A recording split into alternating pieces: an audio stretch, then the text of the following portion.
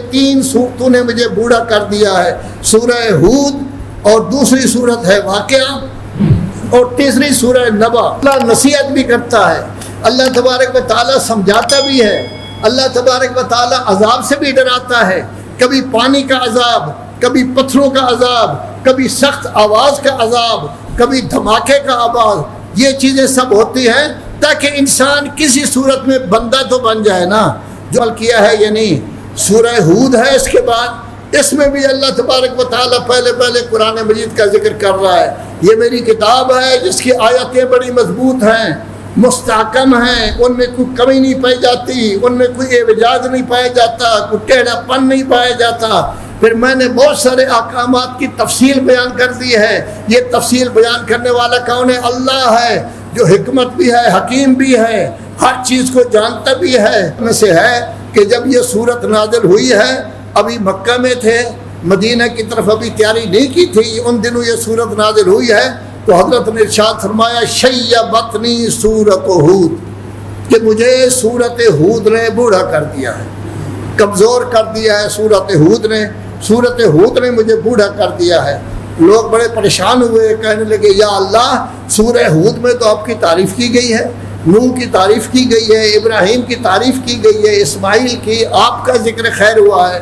فرمایا سورہ ہود میں ایک آیت آئی ہے، وہ آیت ہے فَاسْتَقِمْ كَمَا أُمِرْتَ، اے میرے حبیب جو حکم دیا گیا ہے پوری استقامت کے ساتھ اس حکم کے لیے کھڑے ہو جاؤ، سینہ تان کر کھڑے ہو جاؤ، کسی کی پرواہ نہ کرو۔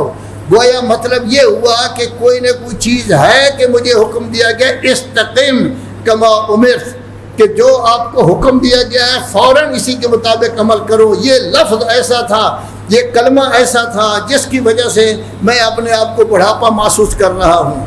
پھر ایک اور دفعہ ارشاد فرمایا دو صورتوں نے مجھے بوڑھا کر دیا ہے، ایک سورہ ہود اور سورہ واقعہ۔ سورہ واقعہ 46 نمبر پر ہے، ہود 52 نمبر پر ہے۔ سورہ واقعہ میں کیا ہے؟ قیامت کا ذکر ہے۔ سورہ واقعہ میں قیامت کی ہولناکی کا ذکر ہے۔ سورہ واقعہ میں ذکر ہے کہ لوگوں کھانا تو میں دیتا ہوں، آپ زراعت میں ڈالتے ہیں 700 دانہ میں دیتا ہوں، پانی میں نے آپ کے لیے پیدا کیا ہے، فلاں چیز میں نے پیدا کیا ہے۔ دوڑتے لوگوں کی طرف ہو، دوڑتے پیر و فقیروں کی طرف ہو، ان کی خدمت میں جاتے ہو کہ ہمارا یہ کام کر دو، سب کچھ تو میں نے کیا ہے۔ سورہ واقعہ اور اس سورہ ہود نے ایک اور روایت ہے جس میں کہا گیا ہے کہ تین صورتوں نے مجھے بوڑھا کر دیا ہے، سورہ ہود اور دوسری صورت ہے واقعہ اور تیسری سورہ نبا۔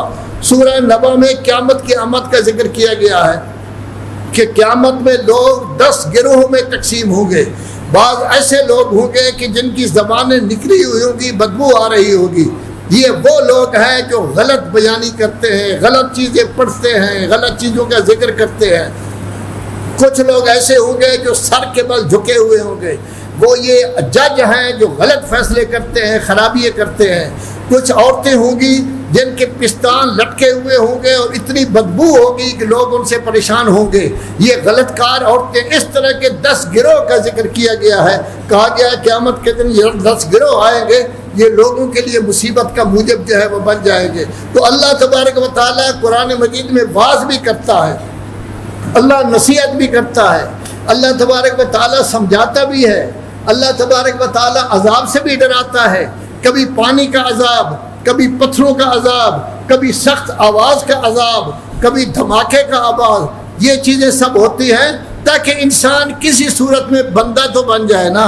جو اچھے انسان ہوتے ہیں وہ باتوں کو مانتے ہوئے عمل شروع کر دیتے ہیں، جو گڑبڑ ہوتے ہیں ان کے لیے پھر ڈنڈے کی ضرورت ہوتی ہے، حدید کی ضرورت ہوتی ہے، لوہے کی ضرورت ہوتی ہے، عذاب کی ضرورت ہوتی ہے۔